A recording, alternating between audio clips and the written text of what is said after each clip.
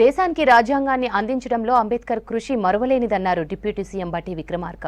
సమాజంలో అసమానతల నిర్మూలనకు అంబేద్కర్ కృషి చేశారన్నారు. అవమానాలకు ఆయన భయపడలేదన్నారు. బలమైన రాజ్యాంగం వల్లే భారత్ ప్రజాస్వామ్య దేశంగా మారిందన్నారు. కుకట్పల్లి జేఎన్టీయూలో జరిగిన అంబేద్కర్ వర్ధంతి కార్యక్రమంలో పాల్గొన్నారు బట్టి విక్రమార్క. మన యూనివర్సిటీకి సంబంధించిన జేఎన్టీయూ యూనివర్సిటీ జవహర్లాల్ నెహ్రూ గారి పైన వారి పేరుపైనే మనం యూనివర్సిటీ నడుపుకుంటున్నాం. తొలి ప్రధాని, ఈ దేశానికి నవభారత నిర్మాతగా, ఈ దేశానికి పంచవర్ష ప్రణాళికలతో, మిశ్రమ ఆర్థిక విధానాలతో పునాదులేసి ఈ దేశ స్వాతంత్రం కోసం పోరాటం చేసిన గొప్పవాళ్ళు, వాళ్ళందరూ కలిసి అద్భుతమైనటువంటి ప్రజాస్వామ్యానికి పునాదులేశారు. రూపాంతరం చెందించి ఈ సమస్యలన్నిటికీ పరిష్కారం చూపించగలిగేది కేవలం భారత రాజ్యాంగం ఒక్కటి మాత్రమే అని చెప్పి ప్రగాఢంగా నమ్ముతున్నాం. కాబట్టి ఆ రాజ్యాంగాన్ని కాపాడుకుంటే ఆ రాజ్యాంగం మనందరినీ కాపాడుతుంది.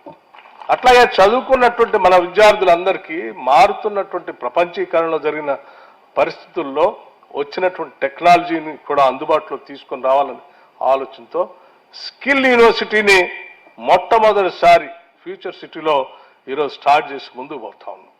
అట్లాగే రాష్ట్రంలో ఉన్నటువంటి 65 ఐటీఐ ఇన్స్టిట్యూషన్స్ పాత రోజుల్లో ఎప్పుడో చిన్న చిన్న లేత్ మిషన్లు పెట్టి వదిలేశారు. ఇవాళ టెక్నాలజీ పెరిగిపోయింది, అంతా కంప్యూటరైజ్డ్ అయిపోయింది.